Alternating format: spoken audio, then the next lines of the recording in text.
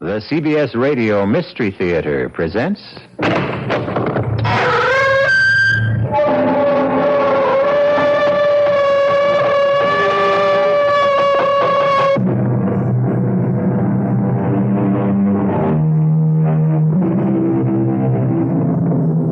Come in. Welcome. I'm E.G. Marshall. Welcome to the world of terrifying imagination. To the fear you can hear. For the 4 centuries before Christ, a remarkable combination of priests and monarchs established one of the most astonishing cultures in the world. The rulers were the pharaohs of Egypt, and they left an enduring series of monuments behind them. The Sphinx, the pyramids, the temples of Karnak and Luxor, and, most strange of all, their mummified remains, embalmed by a process lost to modern science. This is the story of one such mummy, and the eternal curse she left to be visited on any violator of her tomb. What happened, John? The door to the tomb swung shut. Well, can we open it? No. The counterweights locked it somehow. Hold up the torch. Why? There's an inscription inside the door. What does it say? Well, it would take time to decipher it. Don't worry. I can guess. Who breaks this seal forever seals his doom. He will walk no more among the living or find his way among the dead.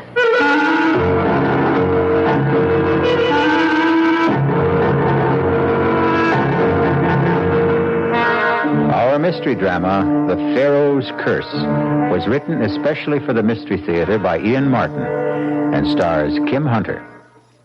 It is sponsored in part by the Kellogg Company, makers of Kellogg's Special K cereal, and by Anheuser-Busch Incorporated, brewers of Budweiser. I'll be back shortly with Act One.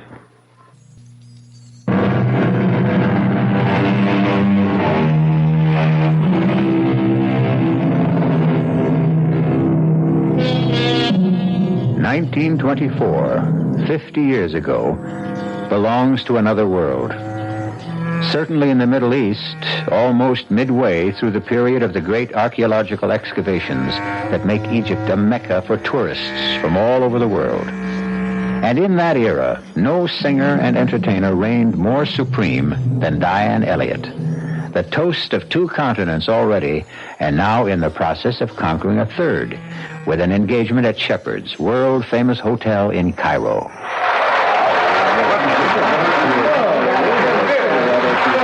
You will sing again, Miss Elliott? No, really. 5 encores is enough. Never enough with you.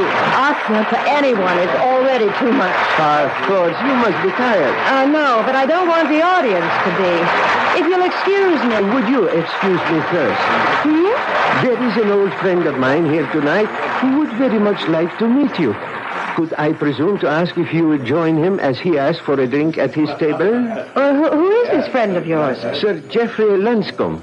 The famous archaeologist?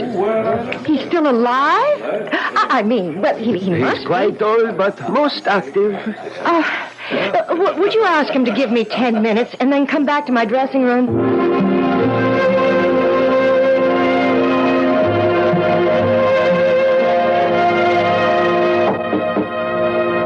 Just a moment.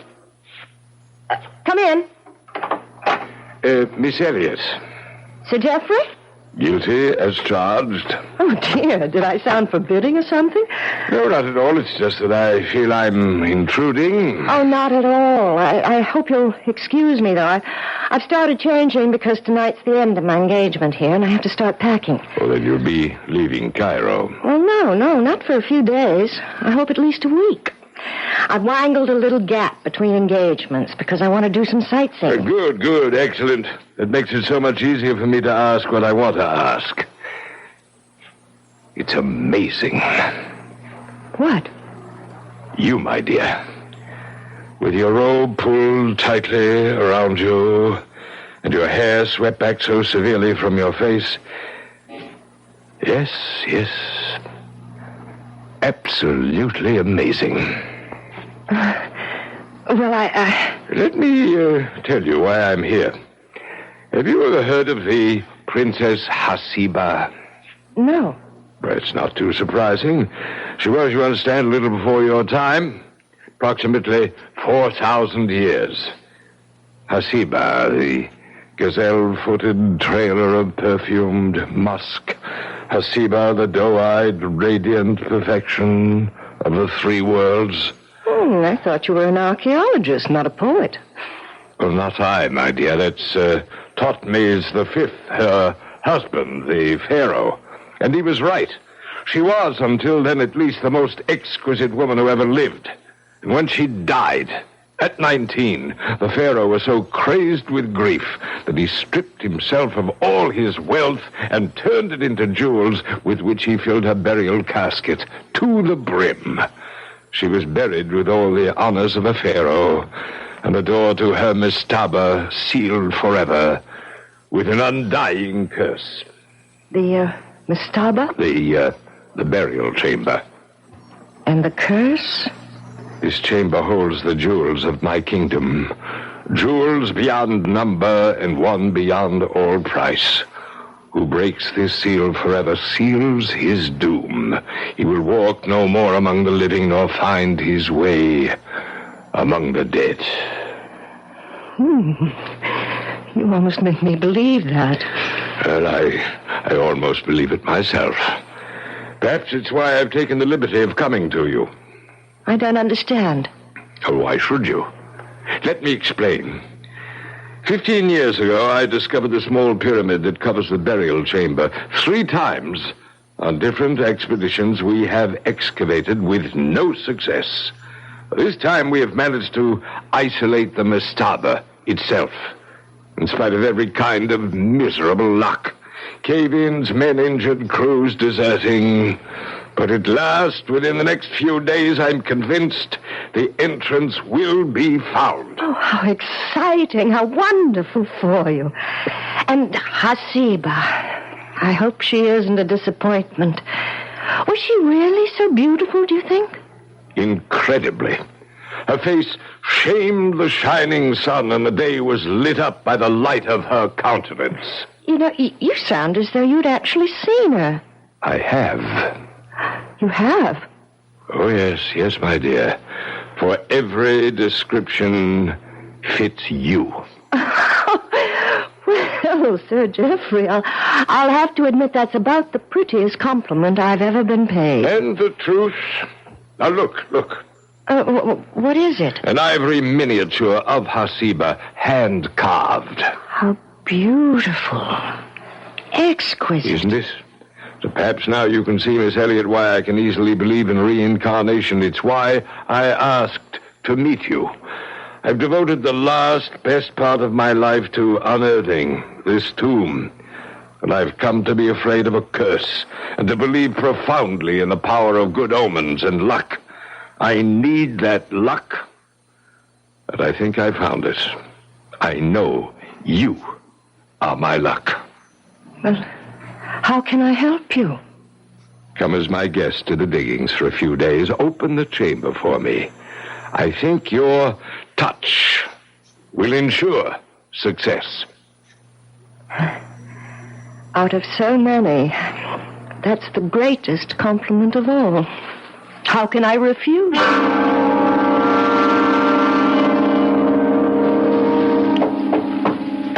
Just a moment. Oh, driver, good. Come in.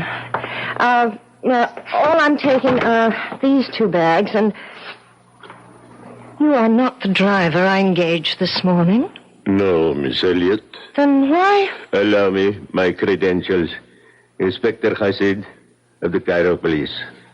Police? If you doubt me, call Ahmed. He will vouch for me. Now, may I ask a few questions? Well, of course. You had never met Sir Geoffrey Lonscombe before the night before last. Oh, that's correct. But you are planning to visit the diggings. Yes. Why?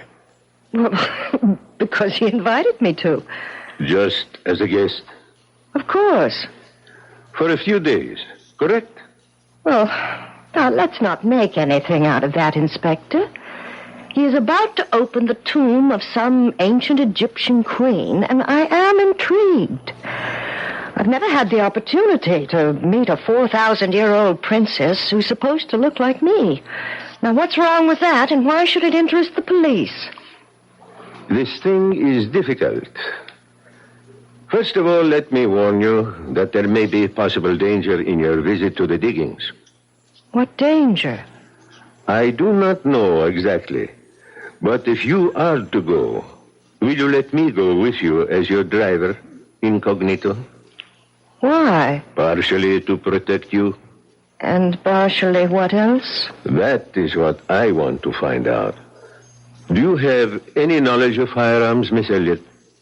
Well, as a matter of fact, I do. I used to do a lot of hunting with my father. And small arms? Yeah, we had a pistol range. I'm a pretty good shot. Well, could you handle this if you had to? For protection only, I mean. Webley, isn't it? 6-clip? It would fit a woman's handbag. Okay, but I'm not interested in running around playing with guns. Last night, at the diggings, there was a fatal accident. Not Sir Geoffrey. No. One of the new digging crew. Now, for everyone's safety, I need an opportunity to investigate that accident quietly, without publicity. You could offer me that chance. And put my own neck on the line? No. There's little risk for you. But, of course, I cannot tell you there is absolutely none. Well, what is it you think's going on out there? I am not sure. 4,000 years ago, if we are to believe the papyri, the written records, Thutmose buried with his wife uncounted millions of dollars in jewels. But neither she nor the jewels have been exhumed yet. We are told. And yet, a man is dead. Where was this man found? Near one of the many statues that ring the pyramid, far from the tomb itself. Well, so what has that to do with... murdered? Not by any human agency, apparently.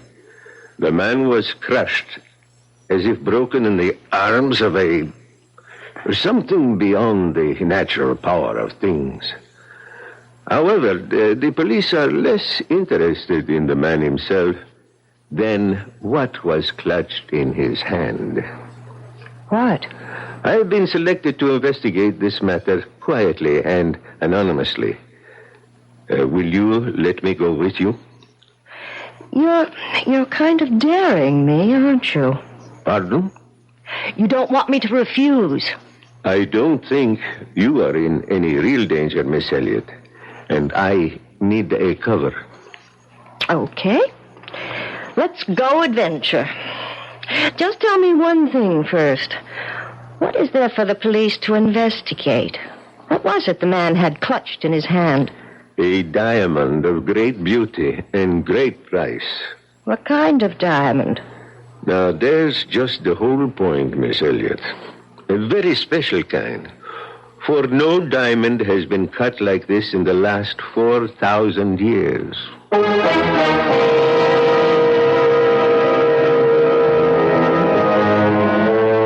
tomb sealed fast for 4,000 years, where a princess lies in a coffin filled to the brim with precious stones of incalculable value.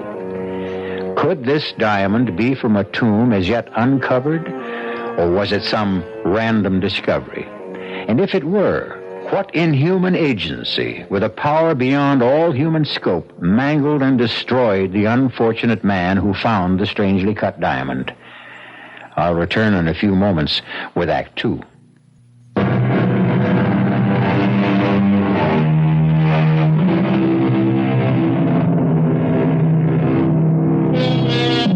Southwest from Cairo, riding across the hot white desert sands in the jeep driven by Inspector Hasid, a tulle scarf bound across her mouth and nose against the stinging sand, Diana Elliott wonders what whim drove her to this strange adventure. And then, to herself, honestly, she admits what it is. She is tired of the never-relaxing discipline of her life, the touring, the center of applause, the sense of being trapped. Suddenly, she is a free soul, off on an uncharted adventure, ready for anything that comes her way, as long as it is new and different.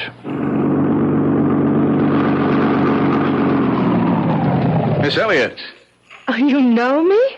Yes, and you more than live up to what I've heard. Can I give you a hand down? Oh, thank you. That's more than a hand. Both. Brother, the old boy was right. About what? You. And our 4,000-year-old lady. Perhaps. But I'm not 4,000 years old yet. And I can stand by myself, Mr. Irving, John Irving. I'm Sir Jeff's assistant. He asked me to look out for you. Oh, great. Could we start by having you let go of my waist so I can breathe? I'm sorry. Where's Sir Geoffrey? I had to go into Cairo with the English mail and in connection with an accident we had here. Oh, yes, I know about that. You do? Yes, I read about it in the Cairo newspaper. Oh, well, let's get your bags and get you settled. Do not worry, Sahib. I will take care of them. Oh, fine, driver. Miss Elliott's go into the big tent with the canopy. You can bunk down with the crew over there. Any one of the 3 tents near the diggings. Very good, Sahib. You want to go freshen up, Miss Elliott? Oh, no. Everything is too new and strange and exciting. I want to explore. Okay. You want to walk over and have a closer look at the pyramid? I'd love it. If I'm not keeping you... No, you're not. I've been designated as the official reception committee for the afternoon. Tell me, have you found the tomb yet? Not quite, but we're close. We started to uncover what appears to be the entrance to the outer chamber this morning. The diggers are working on clearing that now. It's hard to believe. What? That we're almost there. 15 years ago, this entire pyramid was buried in sand. Sir Jeff uncovered it on the 2 former expeditions. What a tremendous job. What are these statues that stand along the bottom row of stones? Those are various Egyptian gods. Now, let's see, starting at that end. Thoth, the recorder. Horus, god of truth. Mot, goddess of justice. And Osiris, the king father himself. 2, 3, 4, 5. Hey, you missed one. This one in the middle. Oh, I'm sorry, so I did. I can't blame you. He's so ugly. That brutal, snarling face. What does he represent? That's Anubis, the jackal-faced god.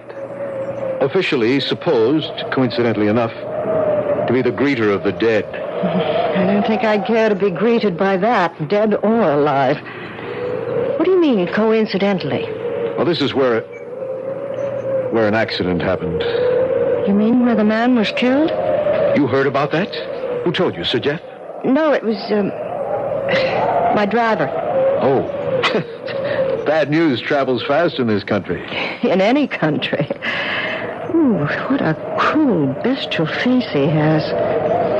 What does greeter of the dead mean?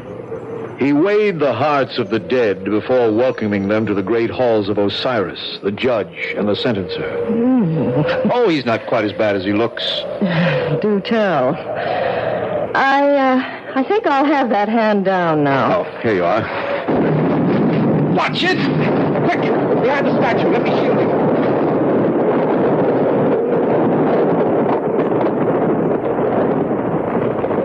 You all right, Diane? I'm all right, Mr. Irving. Couldn't we make it John? I called you Diane. So you did. It just slipped out. Did it scare you? If you mean the explosion, of course it did. Dynamite. What was the dynamite for, John? That's just what Sir Jeff's going to want to know. He's going to be hopping mad when he gets back. Damn that Sargon. Who's Sargon? Our esteemed Egyptian colleague and so-called archaeologist who's been gumming up this expedition ever since it started. Gumming it up? Yeah, he resents all outsiders who come here on what he considers his territory. Well, you can't blame him, I suppose. It's his country. But just the same, the guy's pretty hard to take. For some reason, he wants that tomb to remain sealed. With that dynamite he set off, maybe he's just gotten his wish. Now, come on. I'll see you back to your tent so I can go find out just what damage has been done.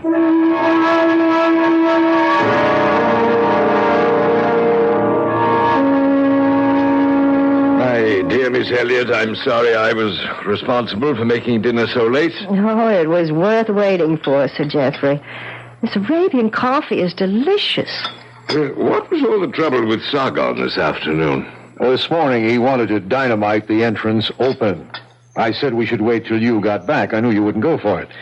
My God, if we had a cave-in, the whole tomb would have been reburied. To say nothing of the possible damage to inscriptions inside. So? Well, he got so red-necked about it, I told him he could set the charges in case. Oh, that was foolish. I know, sir. But I never thought he'd be pig-headed enough to set them off on his own hook. That is it, Oh, Sargon, my dear fellow. Come in. Join us in coffee. I do not break bread among my enemies. Or with the infidel. Now, wait a minute. No, Sargon. I know you're upset, but there's no need to be rude. I don't believe you've met our guest. Miss Diane Elliot. Ali Atman Ben Sargon, one of our most noted Egyptologists. How do you do? Your servant, Anisa. Now, about this thing this afternoon. Mr. Irving said the orders came from you. Why, you... John... If he denies that, he lies. You think I'm going to sit still for that? Sit down, sir.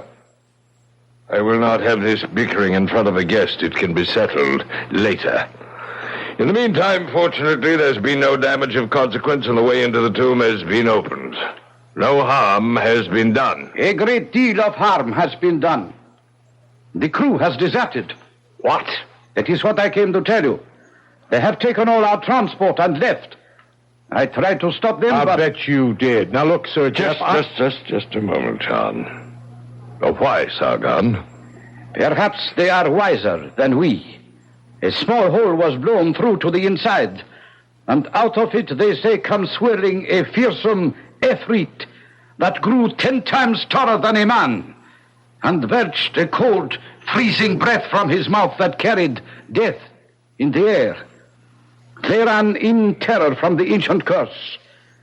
They knew the stench of evil in the air. Well, that's preposterous. As an archaeologist, you know the fetid odor of death is always present when a tomb is opened. Bunch of simple-minded nitwits. Perhaps. Except that as a simple-minded Egyptian, I agree with them. Oh, you intend to leave On the contrary, I intend to stay. I was referring to the stench of evil, and not from the graves of my ancestors, which I shall remain to protect. Why, that son of a... You're going to let him get away with that? John, I'm sure it was a misunderstanding. Bear with me, please. Tomorrow may be the end of a long, long dream. Now let me go and pacify poor Sargon. You intend to open the tomb tomorrow? Well, the main breach has been made. I'm hopeful it can be managed. Well, then we must have the press here. I'll go into Cairo tonight. The men have taken the trucks. Well, there's still Diane's Jeep. If I may borrow it? Well, it's not really mine. It's my driver's. Well, whatever you decide tomorrow will be an exciting day. I shall hope, Miss Elliot, to introduce you at last to your long-dead image. This must come to pass, for I still believe in you as my good luck. John, you'll see Miss Elliot to her tent? Of course, sir. Till tomorrow, then. Good night, sir. I'd still like to have it out myself with that surly... Look, let Sir Jeff handle it, John. I want to drink in this strange night. The atmosphere? Or the general excitement? Both. Everything. The air, the place, the time. That enormous red moon. What makes it like that? Sand, suspended in the air, filters the spectrum. Such a lot of sand. It's a whole lot of moon. So quiet. The air is heavy. Sleepy? No. Don't go in. Stay with me. That might be really dangerous. Why don't we grab the Jeep and go into Cairo? We can't use the Jeep. Why not? It belongs to an inspector of police. Look, please don't say I said anything, but he's here investigating the accident. Sub Rosa. You won't tell anyone. Well, sure, if you ask me not to. But I still don't see why we can't... Then ask Inspector Hasid if you can borrow the Jeep. But I won't go with you. I'm too tired and too excited looking forward to tomorrow. And funny how heavy the air seems.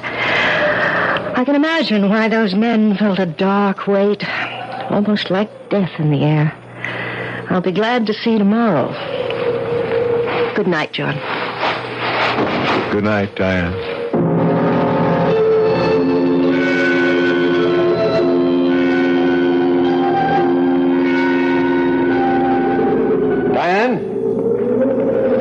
Diane? What is it? Are you dressed? Can I come into your tent? Yes. I was just starting to go to bed. What is it? Look, I don't want to alarm you, but the men were right. There is death in the air tonight. Well, what now? Oh, it's nothing to do with the legend. Totally atmospheric. A simoom is on its way. We must race it back to Cairo. But the tomb... The tomb can wait, as it has waited for centuries. Oh, but there won't be room in the Jeep for all of us. Only you and I are going. And the others? Sir Jeff and Sargon won't leave the tomb. Inspector Hasid won't leave Sargon and remains to protect Sir Jeff. What does that mean? Sargon is not to be trusted. Sir Jeff and the inspector know that. But if we have to run for safety, what about them? Well, they'll be safe in the excavation. It's like a tornado cellar. That's just what this blow will be like anyways. So why can't we hole up with them? We could, if you think you can spare the time. What's that mean? A simoom. It could blow itself out in 6 or 7 hours or 6 or 7 days. Now, can you spare the time? Oh, of course not. I'm due in Paris in 3 days. Give me 5 minutes and I'll get my suitcases ready and we'll be on our way.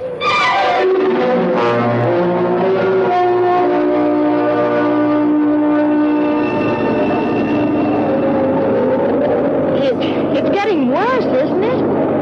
How far to Cairo? We're not even nearly halfway. Can you see?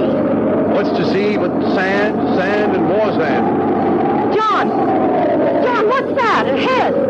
Damn, it's the twister itself. Double right around on us. What are you doing? We can't hit into it. It would suck us right up into the land of Oz or the Arabian Nights. We've got to run for cover. Where? Back to the diggings, the only shelter. Just hold your seat and hope we can outrun it. Supposing we can't. Maybe this is one archaeologist who doesn't live in the past and is very interested in the future. Right here and now, we've got to hang on to the present.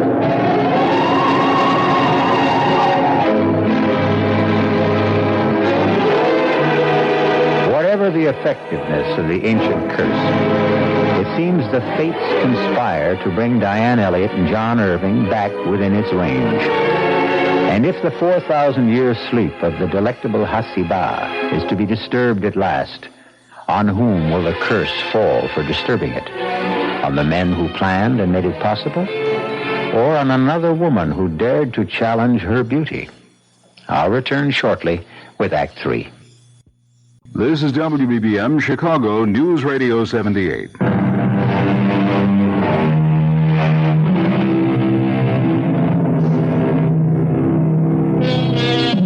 In the outer chamber, shielded from the wild gust and the roar of the simoon raging outside, Sir Geoffrey and Sargon have isolated and almost cleared the door to the mastaba itself.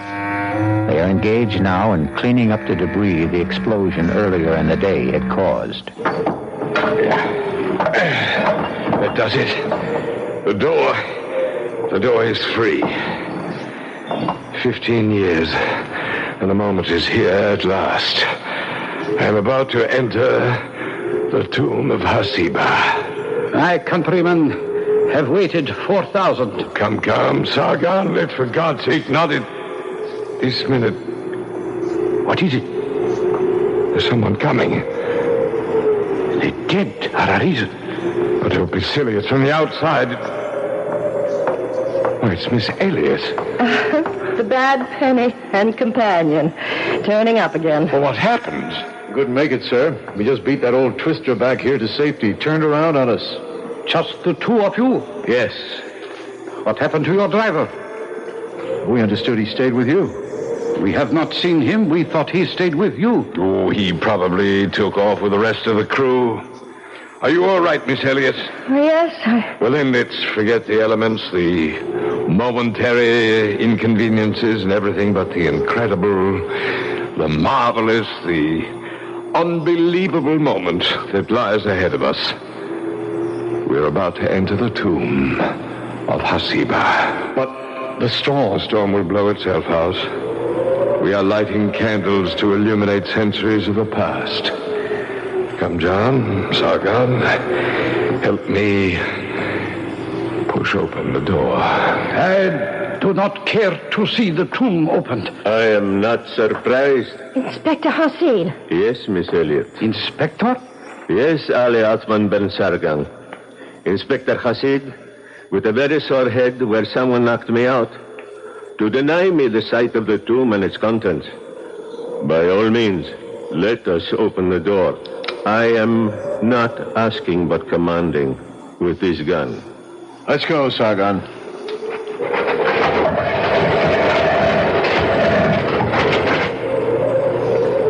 There it is. Beyond that black aperture lies Hasiba, wrapped in her blanket of jewels. Who shall be first to enter? The right is mine. The right is Sir Jeffrey's. Don't make me use my gun. This is a moment I dread as much as I desire. Who knows what lies in that dark cave? The tomb may have been rifled centuries ago. Its artifacts destroyed, the very catafalque itself vandalized. The curse was never idle. And then suddenly I am too old and afraid to enter. Diane, I brought you here as my luck. Will you risk it and enter first? If you wish me to. I wish it with all my heart. John, take the torch and light her in. Yes, sir. Careful, Diane. Easy. What is there to fear?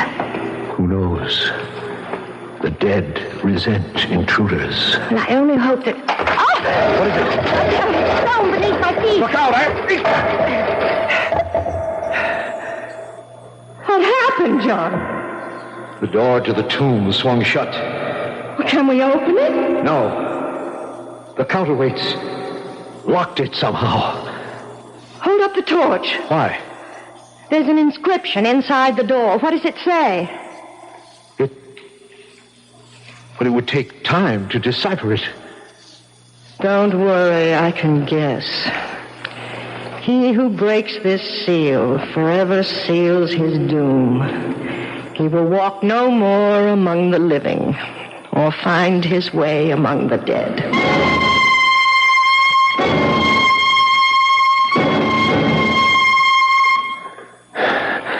It's just what I was afraid of. Hopeless.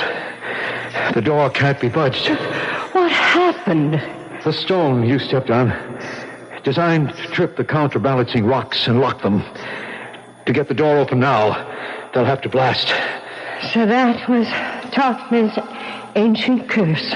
It's pretty effective. Look, hold up the torch, John. Is that better? Yes. It's not a very large chamber.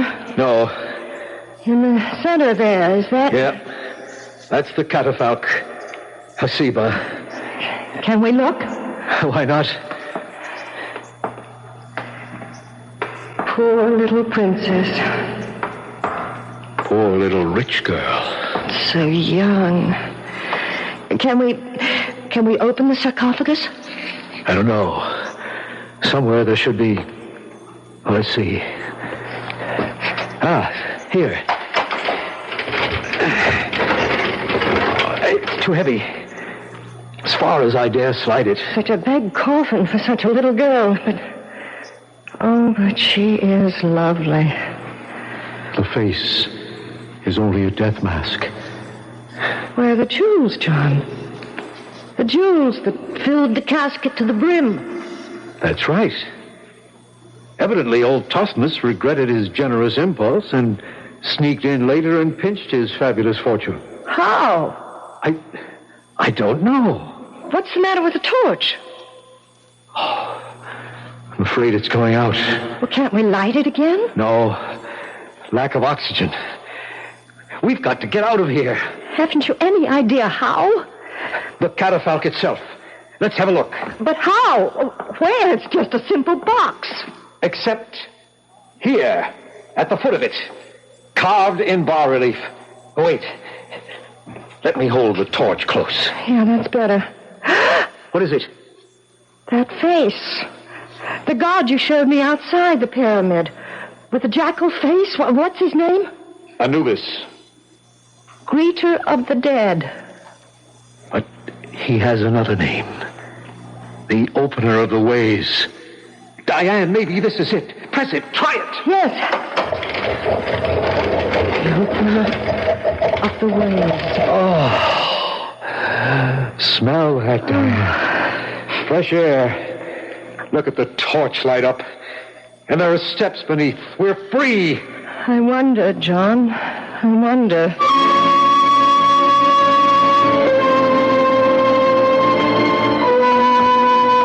I can see it clearly now, Diane. Sargon, he's been plundering the tomb. That was the reason for all the delays he caused. He had to have time to get rid of the jewels. And now, unless we escape somehow, he's safe. Inspector Hasid won't let him go. We might as well have all the cards on the table. When I stumbled into you entering the chamber, it was because Sargon pushed the inspector against me and grabbed the gun. You can be sure Sir Geoffrey and Hasid are both dead by now. And Sargon is on his way to freedom with the jewels. Well, then it's up to us to stop him. How? What's the matter? A blank wall. This looks like the end of the road. It does, at that. How do we get out of this? That's all up to you, John. What does that mean? It's not very difficult to figure out. You know just where to put your hand to move this rock. Don't you, John? I?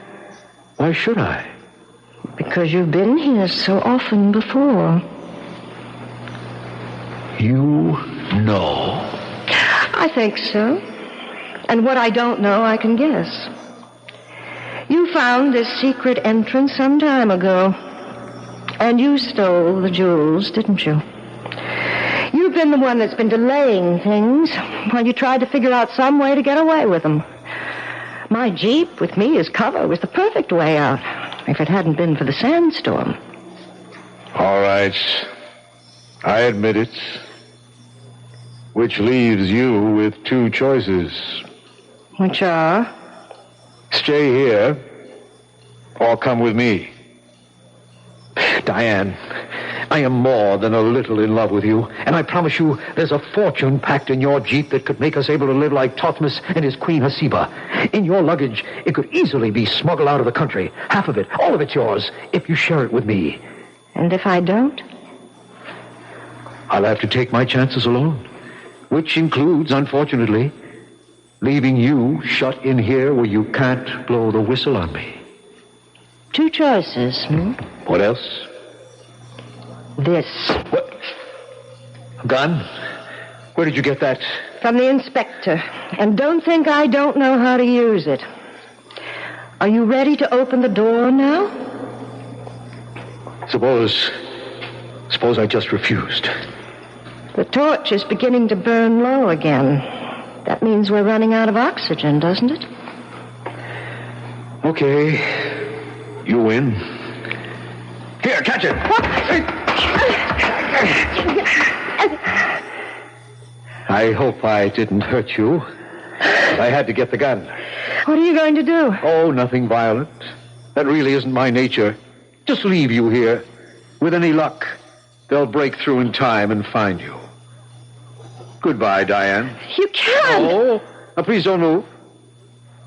I'll leave you the torch when I go. Damn Simoom is still raging. You'll never get through it. I'll have to take my chances. It's all I have left. I'll move back. I'm sorry. Sorry for everything except the jewels. You could only see them. Well, here goes.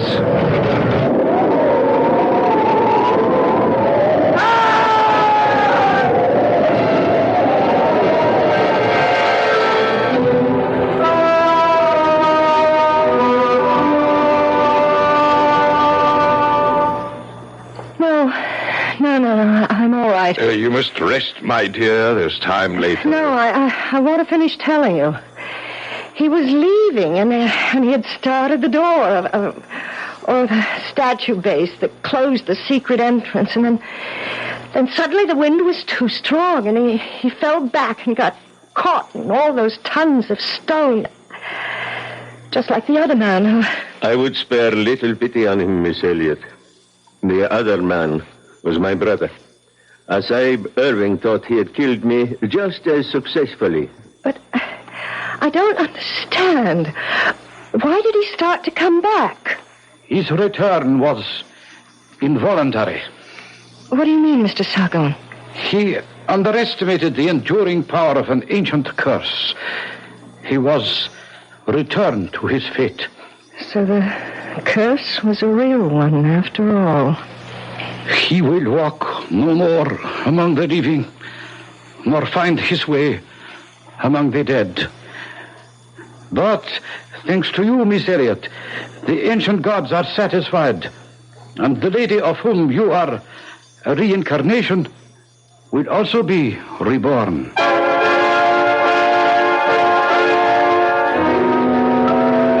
Hasiba, the gazelle-footed, trailer of perfumed musk. Hasiba, the doe-eyed, radiant perfection of the three worlds. Why shouldn't she be reborn? I'm in favor of it. What man wouldn't be? I'll be back shortly.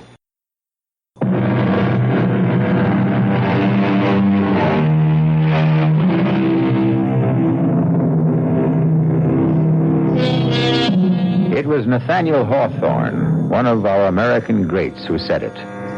A grave, wherever found, preaches a short and pithy sermon to the soul. Let my comment on this tale be as brief. Let the dead past bury its past, nor pause too much to think on today. The future is what leads us on. If we march to any banners, let it be to those. Our cast included Kim Hunter, George Petrie, Arnold Moss, Dan Ocko, and Ian Martin. The entire production was under the direction of Hyman Brown. And now, a preview of our next tale. Johnny, be careful. Come off it, Lisa. Now look, Scarlett, if you're the devil and you want my camera, you'd have no problem in getting it. You wouldn't be here asking for a swap, practically begging me to give it to you. Ordinarily, you'd be right. But there are unalterable rules which govern my organization, and one of them is that when a mortal makes a legitimate purchase from us, we're bound to a bargain. We can only ask that he return his purchase of his own free will. Now that I've revealed this much to you, I suggest that you take the... No deal, Nick. Or whatever your name is. You made a bargain, and you're stuck. May I make one correction? It is not I, Johnny, who is stuck, but you, who are doomed. Radio Mystery Theater was sponsored in part by the Kellogg Company, makers of Kellogg's Special K cereal, and by Anheuser-Busch Incorporated, brewers of Budweiser. This is E.G. Marshall inviting you to return to our Mystery Theater for another adventure in the macabre. Until next time, pleasant dreams.